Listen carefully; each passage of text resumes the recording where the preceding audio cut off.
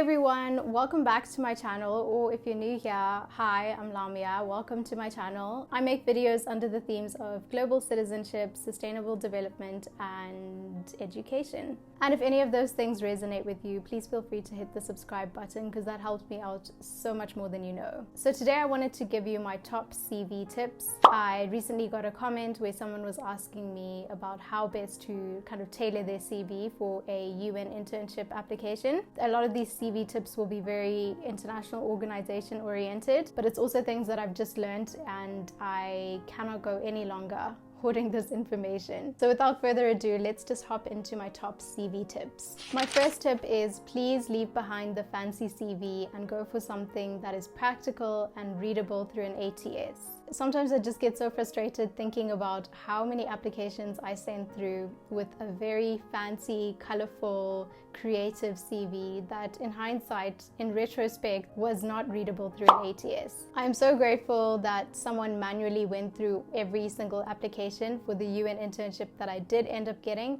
because let me say something bold, but I'm telling you this is truthful. Had someone not gone through every single candidate's application manually, and if it had just been like an ATS, I kid you not, you guys, I would not have been shortlisted because my CV was not readable. So if you are someone who has text boxes on your CV, I can pretty much tell you it's probably not readable through an ATS. What you're going to do is you're going to go to consulting.com, I think. I'm going to leave all of this in the description box. You're going to grab their free resume/CV template, and then you're going to go from there. If you must have color, feel free to make your name in blue or purple or whatever. Of course, this is up to you, but for me personally, I would so much rather my CV be readable than to let the company/organization know how creative I am. The second tip I have is to put your LinkedIn on your CV and hyperlink it to your actual LinkedIn profile. Oftentimes our CVs have to be as concise as possible, and therefore our work experience usually is no longer than 3 bullet points. However, on your LinkedIn profile, you're given a lot more space to actually elaborate what you did in each role. Should the company or organization want an elaboration on your 3 concise points, they can always reference your LinkedIn. My third point is definitely something I wish I learned sooner. You do not have to put your entire physical address. We don't need to know that you live at 2A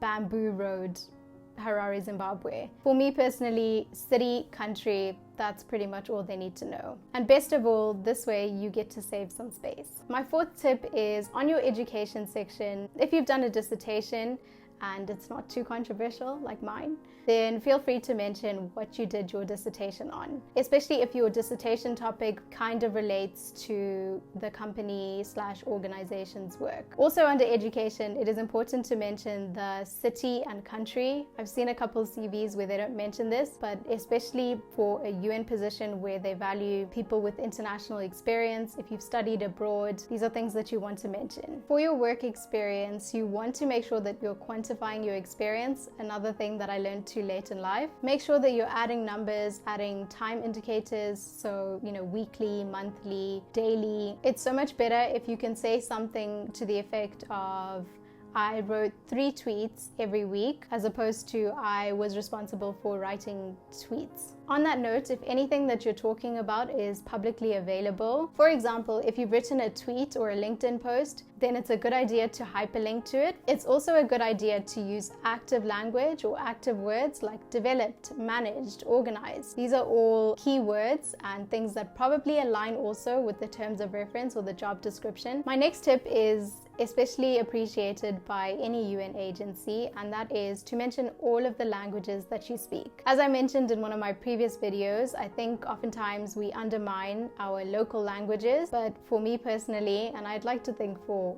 a lot of companies and organizations, it's very impressive when somebody speaks more than one language. So be sure to mention even the local languages that you speak. This next tip is quite UN centric, and that is to include a section where you list your competencies. So every UN agency has their own list of competencies. For example, UNICEF's competencies, last time I checked, were care, respect, integrity, trust, and accountability. And if you have a section on your CV where you kind of mention these competencies, I'd like to believe it lights up the ATS and kind of draws some positive attention to your application. Bonus points, of course, if these competencies align with the UN agency that you're applying to. I would say 3 maximum. I think if you literally copy paste care, respect, integrity, trust, and accountability for a UNICEF position, I think they'll be like, that's cap. I think 3 out of 5 of those is a nice ratio. My next tip is to mention all of your trainings. I'd like to believe that every company